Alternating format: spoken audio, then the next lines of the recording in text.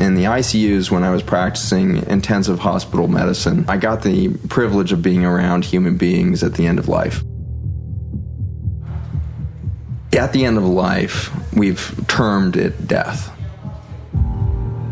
We have the belief in our subconscious because of our big divorce from the death process. It's become sterilized. And it's allowed death to be defined as an endpoint, as a contraction or a disappearance, rather than what I've actually seen it to be. A massive expansion of consciousness, of reality, of awareness, and ultimately of love.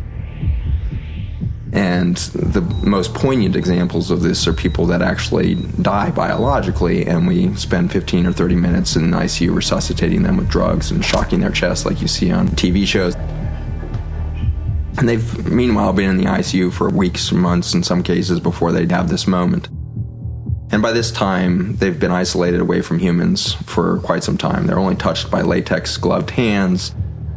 Only people with gowns on will come and see them. They have masks on. They haven't seen a human face close up in months. They're just so isolated and lonely. And I had one ICU shift that was very weird. And during that night, I see 3 people die and I bring them all back. And every single one of them, their first sentence was always, "Why did you bring me back?" And then as they start to get oriented, they are telling their loved ones, "I went into this space and it was bright white light everywhere. And in that moment, felt completely accepted for the first time in my life." Death is not an endpoint. It's a transformation moment. It's an expansion beyond the limits of this frail biologic shell that we carry around. And the instant that we step out of that, we find out that the universe embraces us in every single second of our existence in complete acceptance of who we are. We are enough in and of our own identity of I am at every second of every point of our existence. When you back up for a moment and say, okay, we're killing ourselves, but what if we need a death moment to transform completely?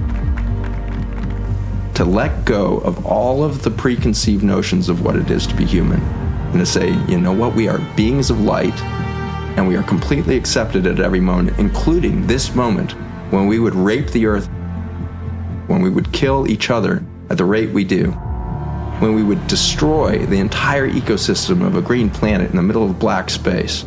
When we would have that level of hubris, we're still completely accepted. And our journey is somehow understood by something more benevolent and more complete than we can see as human beings. What if we all looked at each other in wonder and awe and said, "You're enough. I accept you completely. I want to be with you. I want to live with you. I want to be alive." And so we are here. 7 billion of us showed up right now. 7 billion of those white souls that seconds after death are going to realize that they are who they've always been. They're fully accepted, and they are moving in true love. What if we can transform before we die? Then there's no reason to go to Mars. There's no reason to go anywhere else. Because we will do absolutely every single thing differently here on Earth.